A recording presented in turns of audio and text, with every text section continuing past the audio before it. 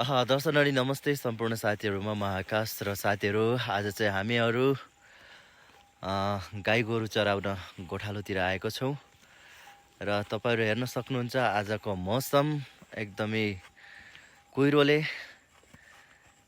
पुरै गाउँ ढाकिएको छ र गाई गोरु पनि अलि नदेखिने खालको कुहिरो लागेको छ र साना साना भाइहरू पनि मसँग आज गोठालोतिर आएको छ।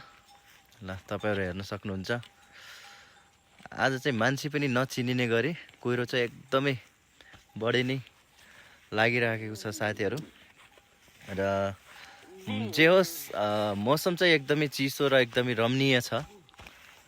तराईतिर त एकदमै घाम गर्मी छ साथीहरु। अझै पनि हिजो अस्ति मात्र म गएर आएको दाङतिर एकदमै गर्मी छ तराईतिर भने चाहिँ यहाँ चाहिँ एकदमै मौसमहरु चिसो र एकदमै रमणीय छ भन्नुपर्छ है त।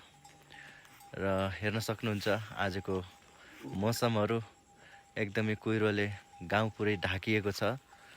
पाल्नुपट्टिको हुन्नुङ गाउँ पनि आज देखिराखेको छैन साथीहरु। ल सो गोरुहरु चढ्दैछन्, यस्तै छ यतातिरको मौसम।